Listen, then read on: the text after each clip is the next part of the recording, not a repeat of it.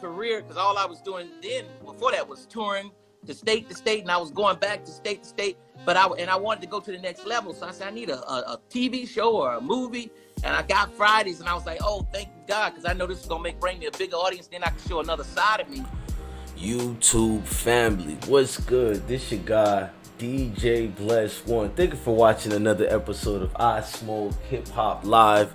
Look, guys, we're watching Chris Tucker today. He breaks down filming and what's going on, why he quit Friday series and not getting part of the sequels and all that. And he speaks on the other things as well. And you'll be shocked to hear his actual response of why he didn't do another Friday. I mean, salute to Chris Tucker. I need y'all to pay them bills right quick by just hitting the like button, hitting the notification bell. Let's start the show right away.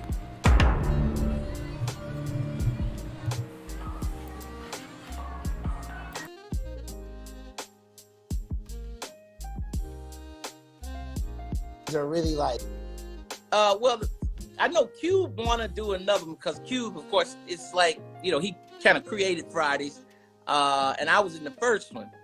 And Cube, after I did the first Fridays back then, I never thought about doing sequels. I always wanted to do a good job and keep moving to the next movie. So Cube asked me back in, I think it was 96 or 97. He's Chris, we want to do another Fridays, man. And I was just like, nah, I don't want to do another Fridays. I want to do like Eddie Murphy and them did. I want to do Money Talks. I did Money Talks and then eventually did Rush Hour. I said, I don't want to do another. And he said, what? You sure? I was like, nah, I don't want to do another.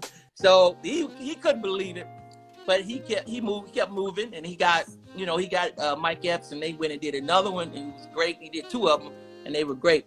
So now, of course, they was in the Cube. You know, he don't mind if I come back at this, that. But the studio, I think, want to do it. They didn't want to do it, and then Cube is spearheading that. And I never really wanted to do another one. And I always said, because I know my fans love the movie so much, they always bring it up. I said, well, if they come to me with a great script, great idea, I'll definitely consider it. But I said it's been so long ago, and that character became such a great character. I don't want to mess it up unless it's really something good and we can really make it better, you know. I got it on my shirt. Oh, thank you. I saw that. I appreciate that. That's awesome. That's enough now. I heard through the grapevine now, correct me if I'm wrong, that the reason why you wasn't going to do another Friday was because they didn't pay you, man. Now, oh, no, that's not true. That's not true. And I'm going to tell you, the first Fridays, I was so happy I got that movie because I knew how it was going to help my career, because all I was doing then before that was touring to state, and I was going back to state. But I wanted to go to the next level, so I said I need a TV show or a movie, and I got Fridays, and I was like, oh, thank God, because I know this is gonna bring me a bigger audience. Then I can show another side of me. So when I did it, it was incredible. But back then, I got to tell you, one of the reasons why I didn't do the second one because of the weed. Because I said, man, that movie became a phenomenon. I don't want everybody smoking weed. And I never really told people this because I kind of forgot about it. But it was one of the reasons why I didn't do it, because I said, I don't want to represent, everybody smoking weed. I kind of made it more personal than a movie. And that's one of the reasons why I said, nah, I didn't want to keep doing that character. Okay. And it probably was good for me because it kept me moving, to the next phase and next movies.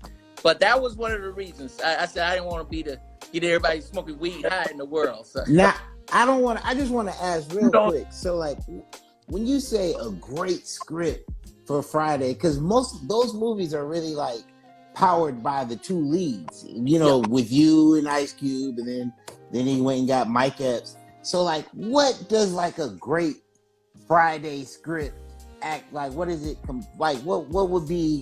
What would you say would be like the great or the best Friday script or something like that for you? That's a great question, because you even made me think about it. It would be more like a great idea.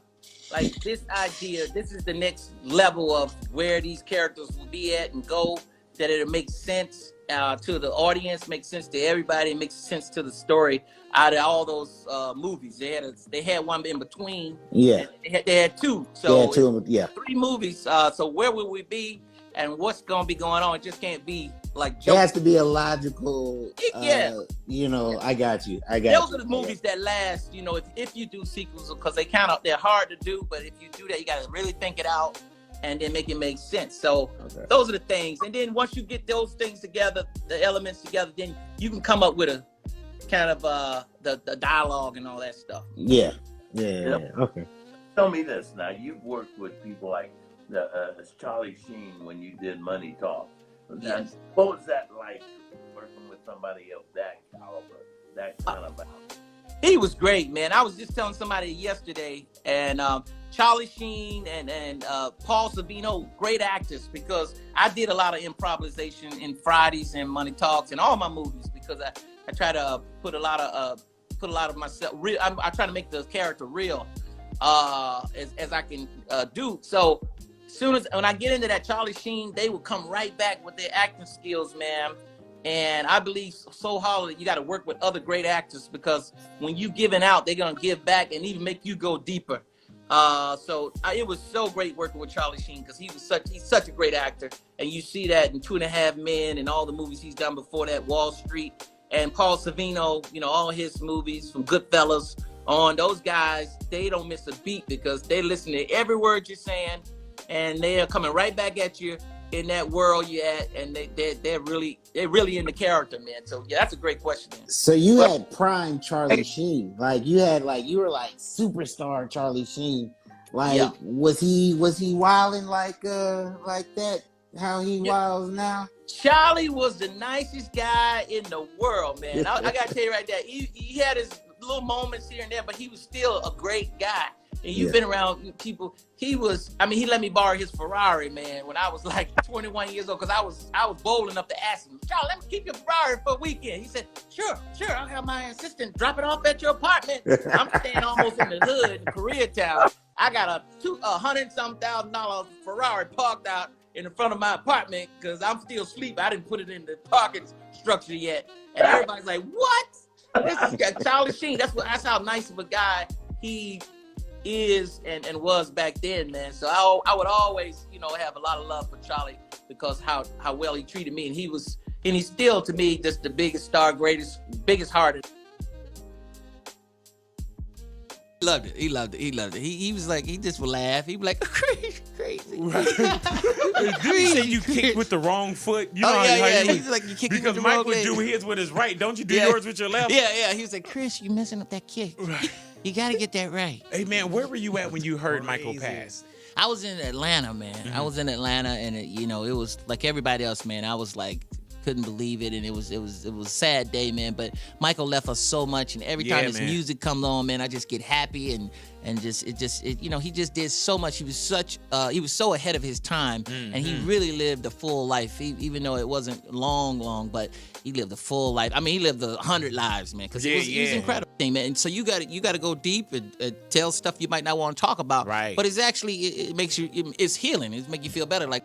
Man, they're great, man. They're great. I just seen one of the posters on Sunset, man. I'm like, yeah, that's me. Netflix, they didn't lie, they did it. What's dope about that, man, is like Netflix isn't the graveyard. You know what I'm saying? There's some things you be like, damn, Chris, oh man. Yeah. You know what I'm saying? Like people know what Netflix is and what the ownership, and you know what I'm saying? They rivaling everybody now. They on top of their game, man. And they wanted it, and I was like, let's do it. How long ago did you shoot it? I shot it a while ago. man, and I was like, and even with the Netflix momentum has been building and building and building. Yeah, they're a great company. To the line. All the time, man. All the time. And in my house back in the day, teenagers come over my house want to smoke weed. Right. I don't smoke no weed no more. That's in the movie. Get out of my yard before you get us both in trouble. Hey, man, do you feel like we put you in a time capsule though? You know what? Not really. I mean, I know that people love the movie. I'm glad they do, but I don't think that way. No. Right, man. And I'm wondering what a Friday. What I'm pretty sure if a script came something, it'd be we move back to the neighborhood or something. We have to pull something out of our asses. You know what I'm saying? What's the next move for Chris Tucker? You know, I got a movie. I just did a movie with Ang Lee, who did Life of Pi. Oh. That's coming out, soon, and so that's a fun movie I just did. And I'm just want to do more movies and do more stand up. Keep on the road, man, and just keep it going. So and also, man, just in the stand up Chris Tucker Live, you touch on just the tax situation also. Oh yeah, you know what I'm saying? Yeah. And the tax situation, that was more of. You know how you would trust somebody to do their job while you're over here doing your job? Was it that situation like, man, my job is to act? Yeah. Those spiritual things, those decisions that, it's good to make, man. It's good to make because it helps you. Right. I mean, I think that you were one of the, I guess, like first people of the generation, at least my generation, to present themselves as the young legend of today. When you got on stage at Def Comedy Jam and said, I'm pissed off, man. Yeah. You know what I'm saying? Like from that point, I was talking to Donnell Rollins about that. And from that point forward, we knew you were going to be a star. Right. And I said, oh man, that made me become a man because a lot of people, everybody ain't gonna agree with you. I'm bringing a new product to market. That's right. They called me. I said, "Our rent due? Is our rent due?" It's crazy, man. When I did my first Tonight Show, I was on the TV show one time, and the kid I barely knew from high school called me and said, "Hey man, can you buy me a truck?" I said, "I only made $518." So you don't get all that money though. You got to pay taxes. That's half of it. Then you got to pay a lawyer because you got to have a lawyer. Then you got to take care of your family. A couple of cousins, Willie, Uncle Leroy. And you find you got relatives you didn't know you met before they come out. Oh man, I got so many new relatives. It's just so crazy. They come up to me, I'm your cousin. Your grandma know who I am. I'm your cousin. I said, no, you my grandmama cousin. She know you. I don't know you. Now, how is this one different from? Besides having a 2 in front of it, this one is different from the. Because you did this one in Hong Kong. Right? Yeah, we did it in a couple of places. We did the beginning of it in Hong Kong, and then we came back to L.A., Los Angeles. Then we went to Las Vegas. We just put everything like sequels. You just put all. If you want to go on vacations, you write it in the script. You put all your vacation things in the script. So we said, hey, let's go to Hong Kong. How did you finish? Because my fear is that all people in Hong Kong will think all Americans now are like Chris Tucker. Oh man, Hong Kong. I was the only black person in Hong Kong. I was looking for black people. I said, where are the black people at? No black people, no. They thought I was Kobe Bryant, man. They didn't know who I was. Really, Kobe Bryant? It's like, Kobe, sign my autograph, Kobe. We love you. Where's Shaq? I was running, man, and I was over there. I got arrested in Hong Kong. You got arrested for what? Because they thought I was a spy, because they thought I had got off the spy.